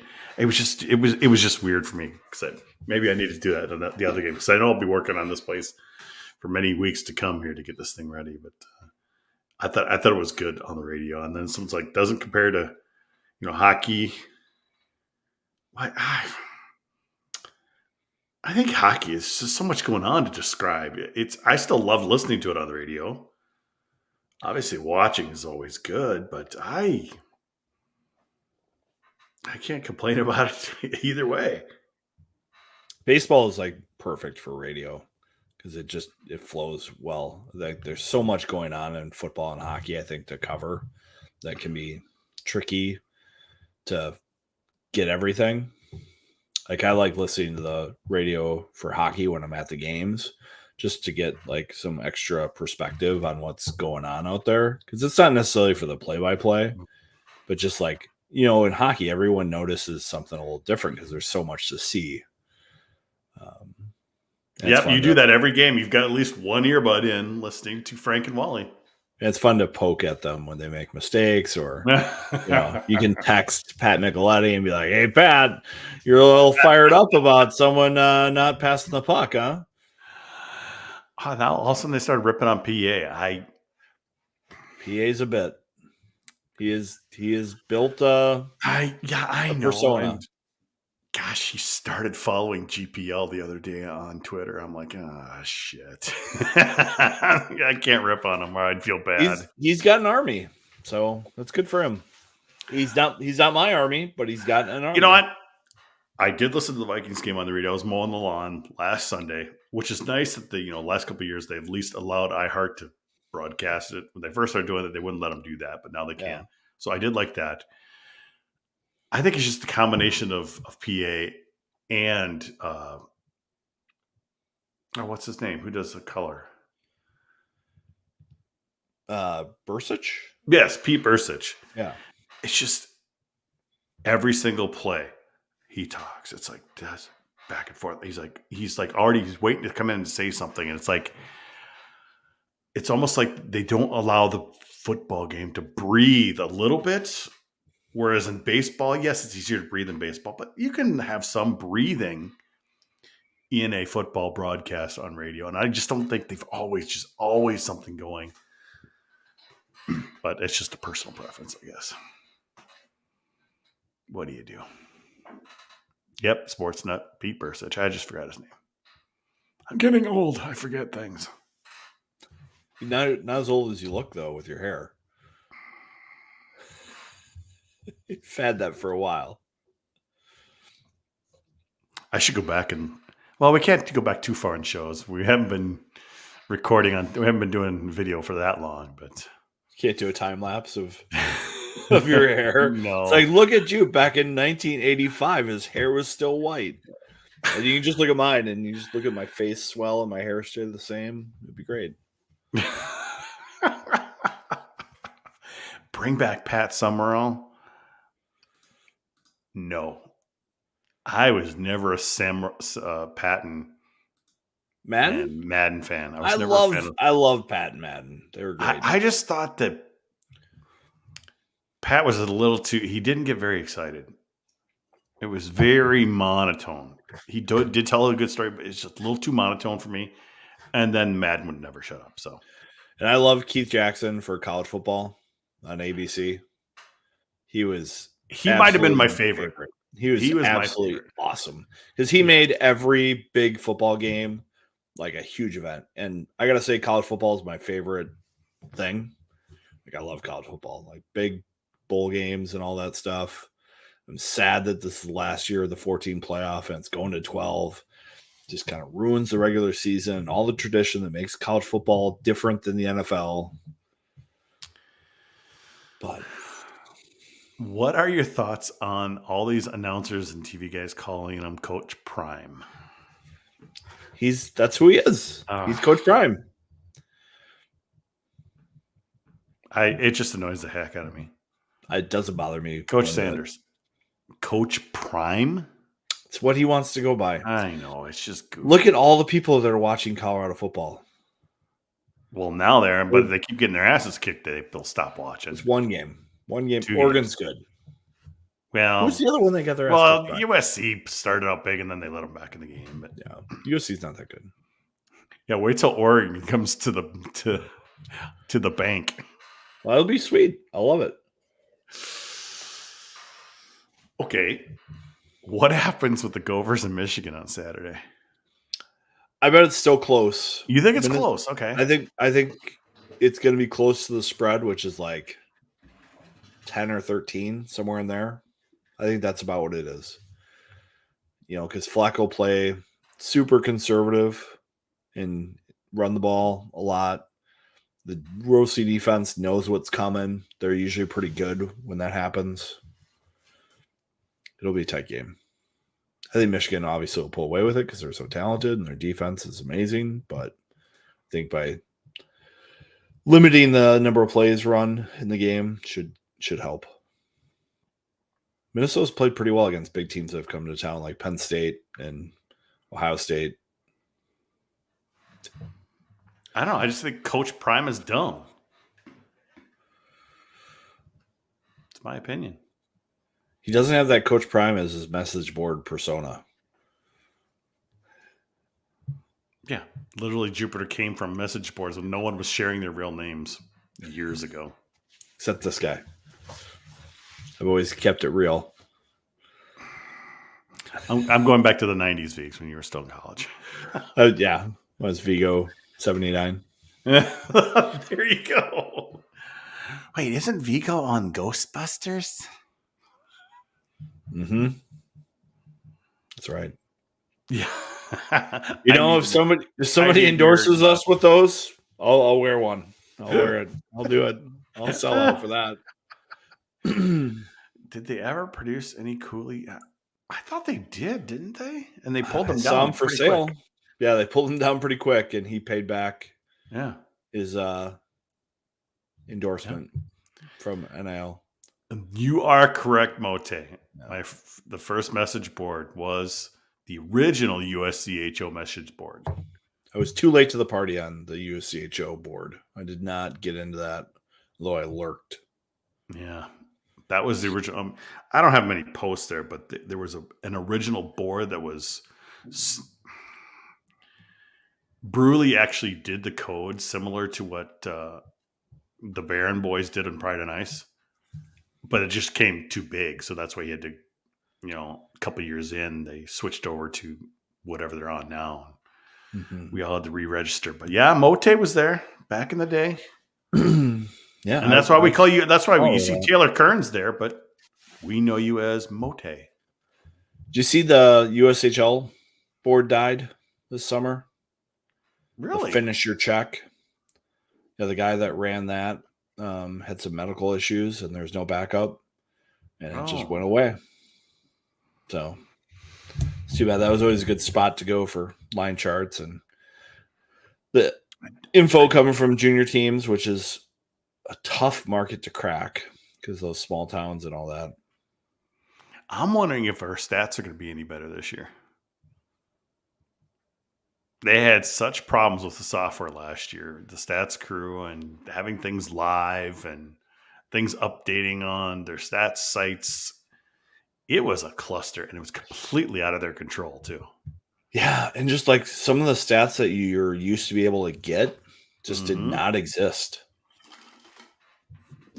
which was hard. Like just for stats not to be available, and like, well, you could go back and do that through the play-by-play. It's like, what?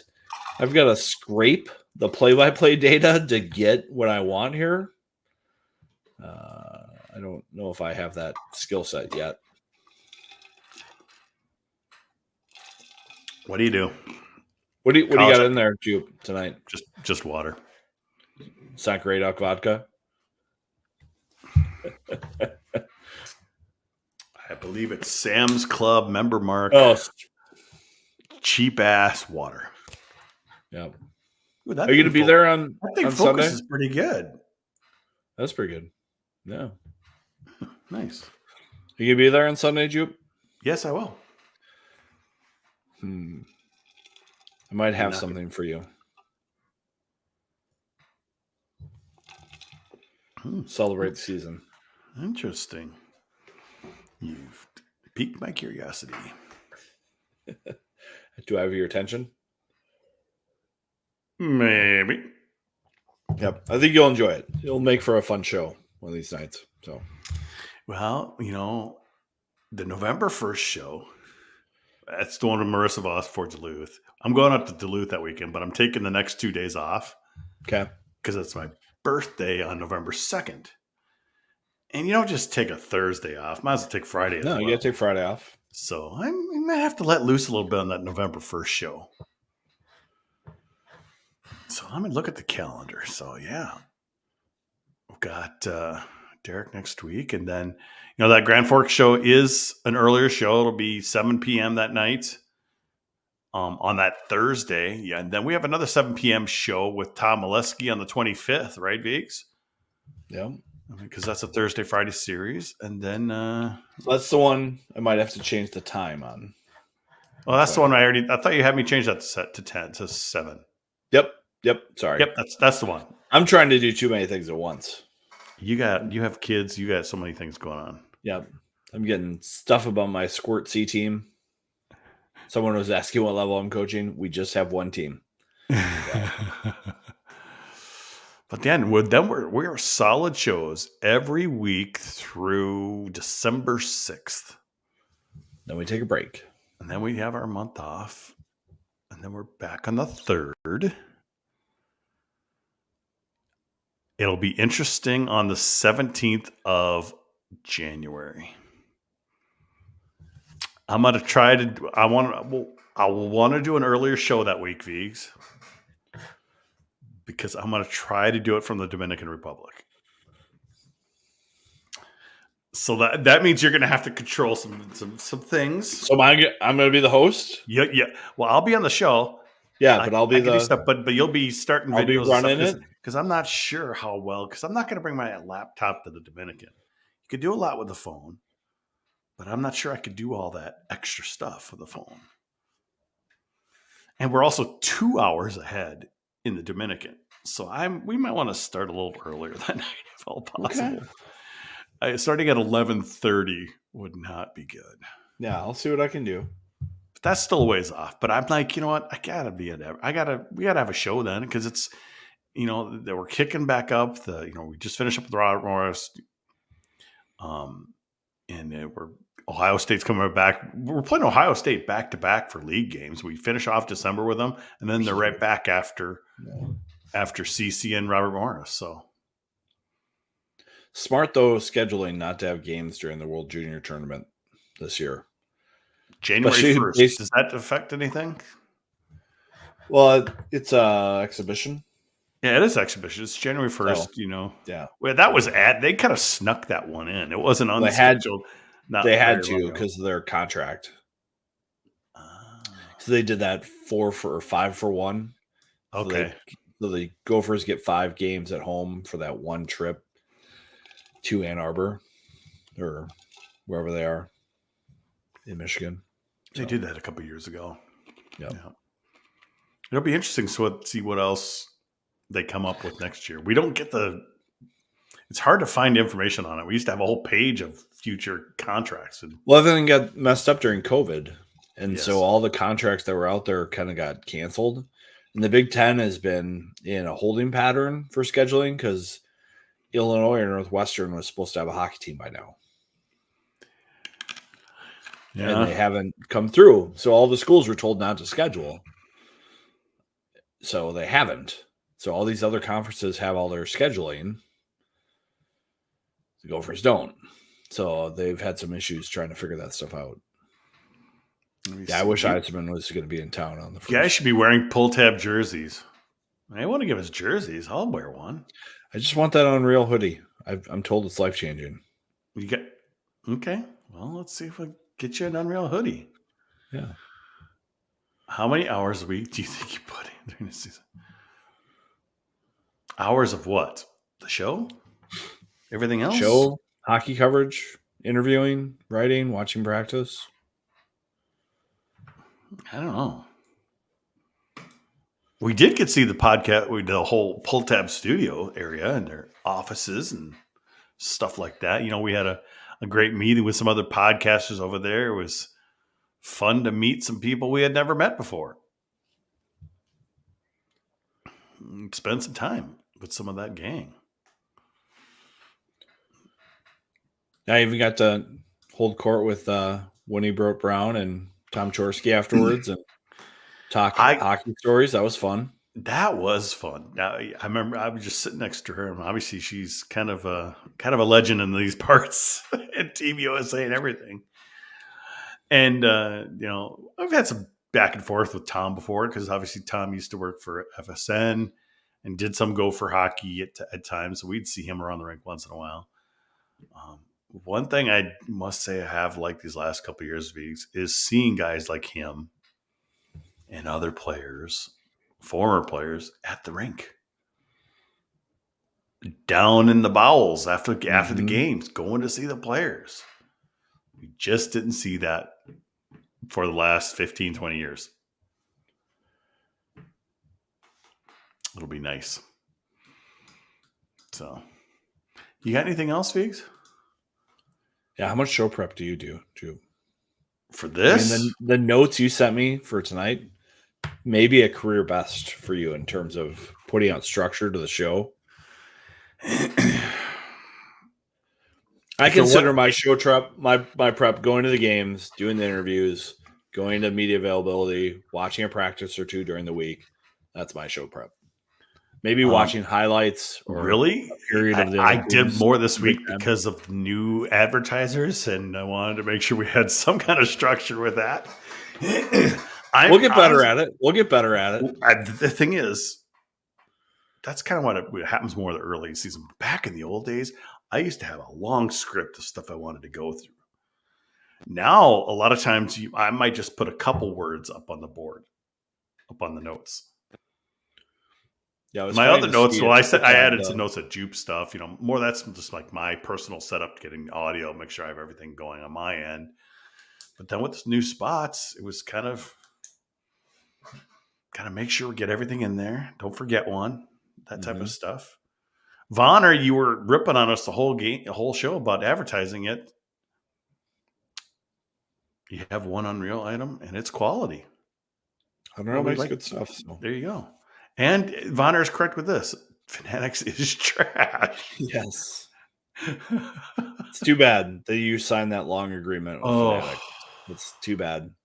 There should have been Unreal should have been.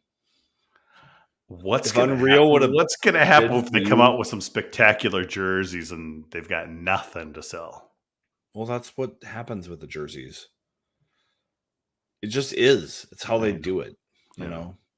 The jersey thing is and we're going to keep shaming them for it. Yeah, the jersey thing's complicated. So they got the deal with CCM, but CCM doesn't actually make the jerseys. It comes through another party. I thought it was Nike. Well, it used to be Nike. I think now it's CCM, or maybe it is Nike. But Nike gets the logo, but they don't actually make it. It's a mess.